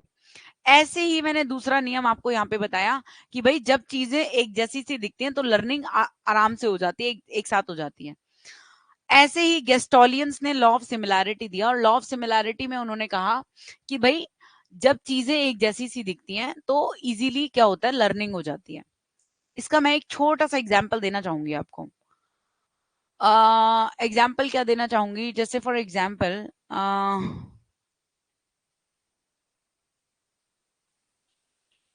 जैसे बहुत सारी ऐसी चीजें हैं, माइंड में अभी नहीं आ रही है, लेकिन मैं आपको बताती हूँ।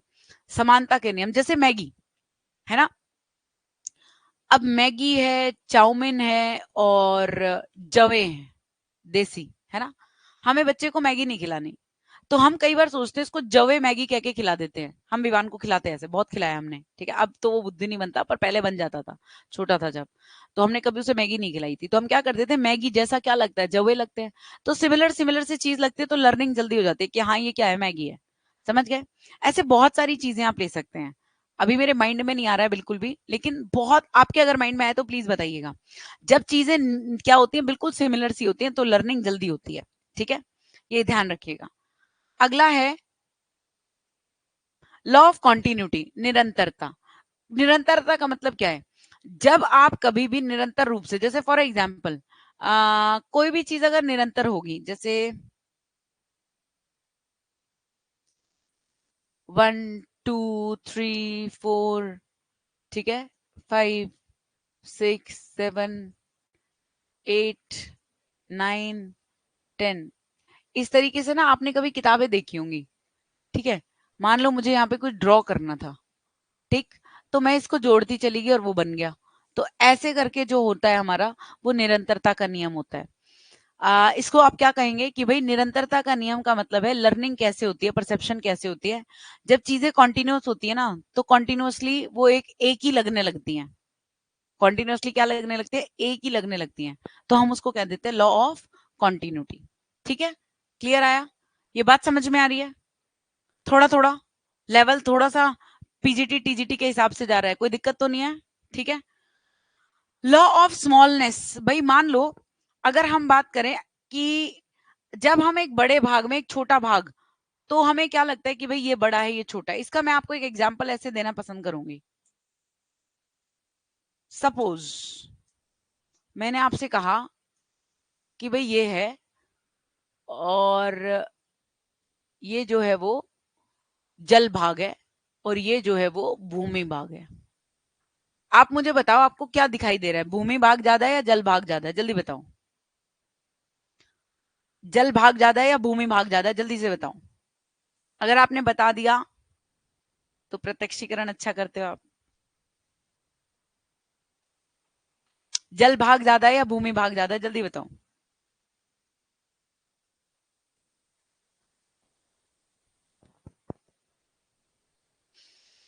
भूमि भाग ज्यादा है। जल तो सिर्फ इतना है, अब इसको यहां पे जोड़ लो, जोड़ लो कि क्या ज्यादा है। तो आपको जिस प्रकार से दिखाया जाता है चीजें, आप उसी हिसाब से तो सोचते हो।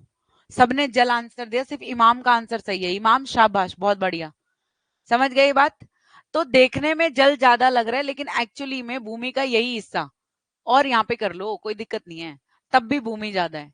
ठीक है, दोनों सेम नहीं है जी। तो ये क्या है? तो आप इसे कहोगे ये लघुता का नियम है ना, लॉ ऑफ स्मॉलनेस है। क्लियर है ये बात? चले आगे। तो ये चीजें काफी बार एग्जाम में आ जाती है। लॉ ऑफ सिमेट्री, जैसे सममिति। आप कभी भी जैसे किसी की तुलना में, जैसे काले रंग की पृष्ठभूमि पर सफेद रंग का चित्र बनाएं, इसे हम क्या कहते हैं इंग्लिश में? मैं आपको एक एग्जांपल देना चाहूंगी, हम बोलते हैं सिलूटी।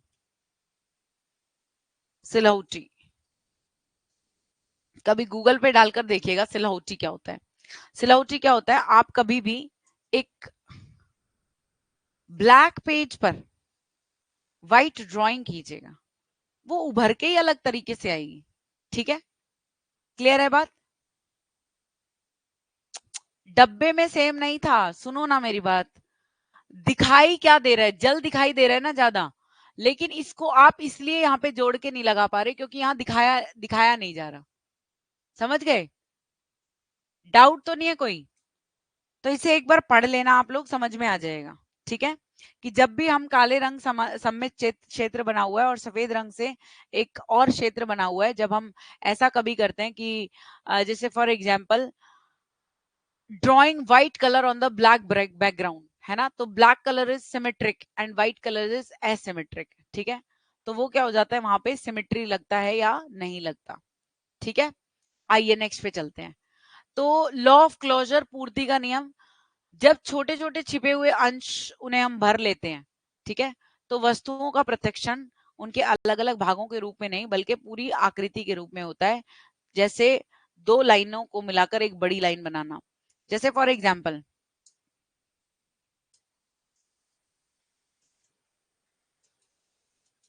आपको छोटे छोटे नियम दिख ही नहीं रहे होंगे, आपको पूरा लग रहा है ये एक लाइन है और ये एक लाइन है। समझ में आ रही है बात?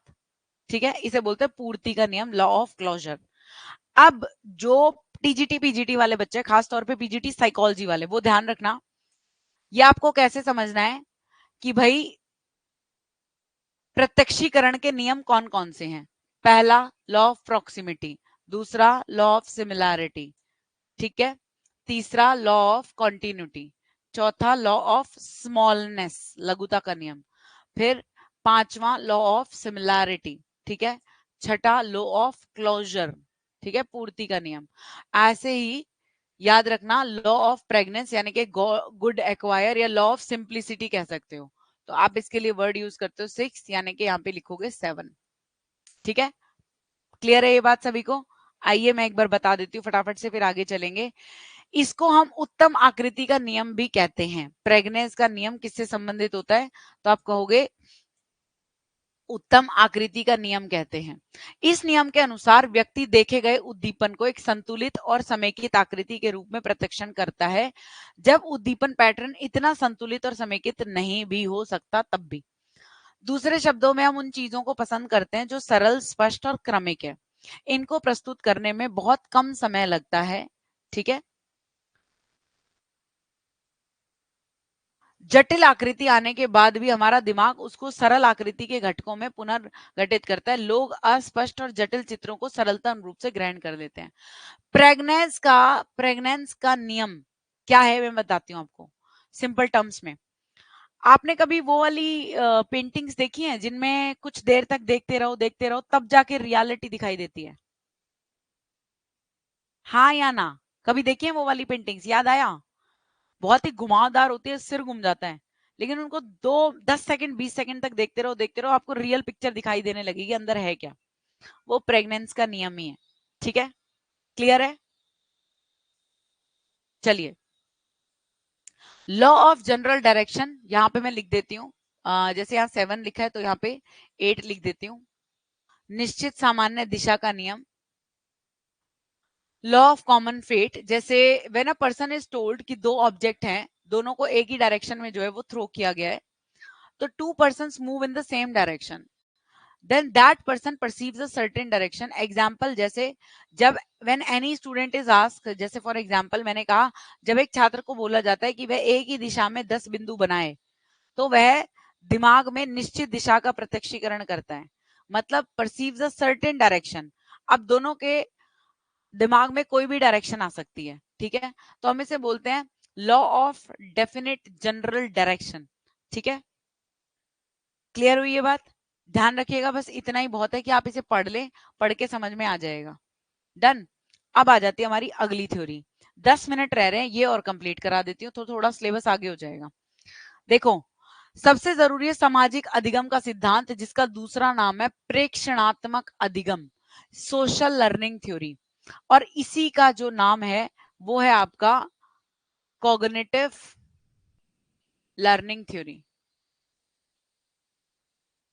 Cognitive learning theory.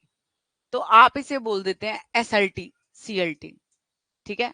पहले ये सीएलटी थी, अब ये क्या हो गई? एसएलटी। पहले एसएलटी थी, फिर अब क्या हो गई? सीएलटी थ्योरी हो गई। इसमें सबसे पहले ये कहता है 1, 2, 3 और 4। ध्यान से सुनना भाई, ये सिद्धांत किसने दिया? Albert Bandura. जब भी कभी अल्बर्ट बंडूरा आ जाए तो आप क्या बोलोगे? तो आप बोलोगे मैम ऑब्जर्वेशन के हिसाब से लर्निंग होती है, ठीक है। बच्चा कैसे सीखता है? अपने समाज से देख देख कर सीखता है। इतना क्लियर है ये बात सबको? ये बहुत बार एग्जाम में आता है, बड़ा इंपॉर्टेंट थ्योरी है ये वाली, ठीक है। तो सबसे पहली चीज है, इनका कहना क्या था? देखो, इन्होंने बेबोडोल पर, है ना, बोबोडोल बोलते हैं, बोबोडोल पर एक्सपेरिमेंट किया, राइट। इन्होंने बोबोडोल को एक लिया, जैसे वो पंचिंग करने वाले नहीं होते, ठीक है, ऐसे टॉयज से होते हैं पंचिंग करने वाले जो वापस आ जाते हैं। तो क्लास के ग्रुप को दो भागों में बांटा, दो ग्रुप्स में बांटा पूरी क्लास को, और एक ग्रुप को दिखाया गया कि एक व्यक्ति बोबोडोल को क्या कर रहा है? पंचिंग कर रहा है। दूसरे ग्रुप को दिखाया गया कि एक व्यक्ति जो है बोबोडोल को पुचकार रहा है, प्यार कर रहा है, ठीक है। अब सभी बच्चों को जो है वो बोबोडोल से मिलवाने लाया गया। तो उन्होंने नोट किया कि जिन्होंने जैसा देखा उन्होंने वैसा ही किया। जब वो बेबोडोल के पास आए तो उन्होंने भी पंचिंग किया, और जब दूसरा ग्रुप जो है वो पास आया तो उन्होंने उसको पुचकारा। समझ गए? तो बच्चा जो देखता है वो सीखता है। क्लियर? ये बात अल्बर्ट बंडूरा ने कही थी। लर्निंग की यूनिट से पहले जितने टॉपिक हो चुके हैं उनकी प्रैक्टिस के लिए क्वेश्चंस की पीडीएफ दे सकते हो ताकि हम प्रैक्टिस कर सकें। वैसे तो मैंने इन सबकी प्रैक्टिस कराई है, ठीक है, बट स्टिल एक काम ये कर सकते हैं कि देखो, दिवाली तक तो मैं नहीं कह सकती, मेरे लिए बहुत बर्डन हो जाएगा, ठीक है। बट हाँ, विद इन नवंबर मतलब जो भी हम प्रैक्टिस करेंगे मैं बिल्कुल ऐसे ही कराऊंगी। मैंने वैसे ग्रोथ एंड डेवलपमेंट के बहुत क्वेश्चंस कराए हैं, बट फिर अभी और मैं फिल्टर करके आपको क्वेश्चंस करा दूंगी। ठीक है, आप एक काम ये कर सकते हो, आपके अगर नियर बाय में सरोवा पब्लिकेशन की बुक मिल जाती है जिसमें सिर्फ क्वेश्चंस क्वेश्चंस हो, तो उसमें टॉपिक वाइज क्वेश्चन मिल जाएंगे, आप उससे प्रैक्टिस कर सकते हो। वो अच्छी बुक है। ठीक है, क्लियर मोनिका? आइए आगे देखते हैं। तो अब इनका कहना था, एक एग्जाम्पल और सुनाती हूँ मैं आपको, इसका बहुत जरूरी है। एक लड़की ना खेल रही थी, ठीक है, उसकी बॉल जो है वो पड़ोस में एक आंटी के घर चली गई। अब वो जब घर गई तो आंटी मेरी बॉल आई है, हाँ ले ले बेटा। तो आंटी ने खीर बनाई हुई थी आज, तो खीर खाएगी? तो बोली हाँ दे दो। तो खाने लगी। अरे आंटी ये तो बहुत टेस्टी है, बताओ ना कैसे बनाई। आंटी बोली तू आम खाना, गुठलियां क्यों गिनती है, और लेनी है तो बता। नहीं नहीं बस बहुत है, ठीक है चली गई। अब उसके मन में है कि यार मैं भी ये सीखूं।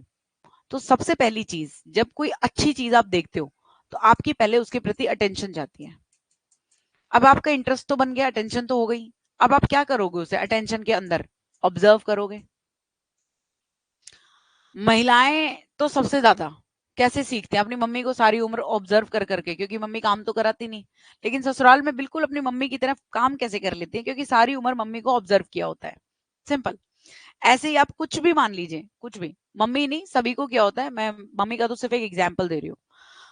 तो जैसे मान लो किसी का बहुत अच्छा सूट देख लिया और किसी को सिलाई आती है, तो वो डिजाइन है ना, घर आके वो ड्रॉ जरूर करके देखेगी, बना के जरूर देखेगी, दिखा कोई कपड़ा लेके ला डिजाइन करके देखती हूँ। ठीक है, तो अटेंशन। अब जैसे ही अटेंशन लिया आपने, ऑब्जर्व किया, क्या करोगे, उसे दिमाग में डाल लोगे।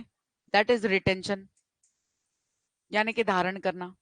अब जब आप उसे धारण कर लोगे तो फिर क्या करोगे, तो आपने बोला मैडम करके देखेंगे। प्रोडक्शन, यानी कि एग्जीक्यूशन, यानी कि हम कह सकते हैं क्रियान्वयन। और जब आपने कर लिया तो किसी ने बोला, फिर वो घर गई जब अगली बार फिर से, तो आंटी, उसको पता चल गया आंटी हर मंगलवार खीर बनाती है। तो वो गई, आंटी क्या कर रहे हो, तो उस दिन आंटी खीर बना रही थी, तो उसने एक एक चीज ऑब्जर्व करी, अच्छा पहले ये डाला फिर वो डाला फिर वो। तो ऑब्जर्व करके सब कुछ माइंड में आके स्टोर करके ले, अब घर आके खीर बना रही है। ठीक है, अब पापा आए तो अरे वाह बड़ी अच्छी खुशबू आ रही है, पापा मैंने खीर बनाई है आज आपके लिए। अच्छा किसने सिखाई, अपने आप। ऐसे ही आपने कोई भी डिजाइन सूट कर लिया और खुद ही ड्रॉ कर लिया, तो किसने बोला कि यार बड़ा अच्छा डिजाइन है क्या, तो अपने आप ही बोलता है इंसान कि मैंने खुद किया है, ये खुद मेरे दिमाग की उपज है। हालांकि उसने किसी चीज से अट्रैक्ट होके ऑब्जर्व करके दिमाग में उस चीज को डाला था। ठीक है, फिर उसको जब करके देखा, तो जब आपने अरे वाह सुना, तो वो क्या था, री, तो अब उसको क्या मिलेगा, मोटिवेशन। और जब उसको मोटिवेशन मिलेगा तब उसकी लर्निंग हो जाएगी। तो लर्निंग कैसे होती है, ये स्टेप्स हमें बताए किसने, अल्बर्ट बंडूरा ने। ठीक है, जब भी हम किसी काम को सीखने के लिए ध्यान लगाते हैं, ध्यान लगाना जरूरी है, ध्यान केंद्रित नहीं करेंगे तो अच्छे से नहीं सीख पाएंगे, इसको अटेंशन बोलते हैं।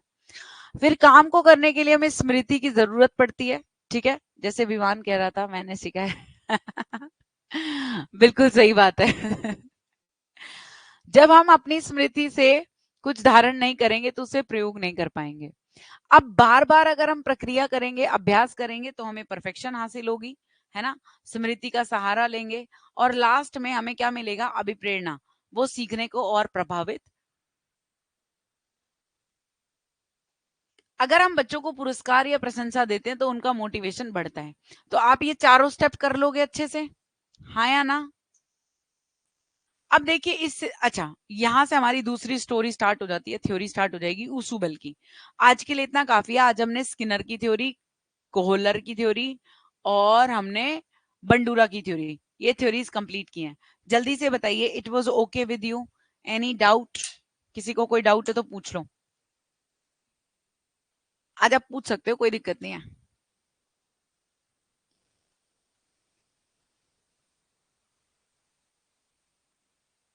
तो हाउ वाज द क्लास, कैसी लगी क्लास, जल्दी से बताइए, सब कुछ यहाँ पे बैठा कि नहीं बैठा? चलिए जी, तो ठीक है जी, अब मुलाकात करेंगे शाम 4 बजे यूट्यूब पे, ठीक है? इंग्लिश की प्रैक्टिस करेंगे, फिर हम चलेंगे आगे। ओके? और अगर मैं एक बार टाइम शेड्यूल देख लेती हूँ, अगर शाम का टाइम थोड़ा सेट हो गया, अभी एक्चुअली दिवाली का टाइम है तो सफाई-वफाई ये सब चल रहा है। बट फिर भी अगर थोड़ा टाइम मिल गया तो आई विल ट्राई कि मैं शाम को इंग्लिश की क्लास लूँ, ठीक है? नोटिफिकेशन पहले भेज दूँगी, ठीक है? चलिए, bye, take care, all the best, God bless you, ख्याल रखना अपना, ठीक है?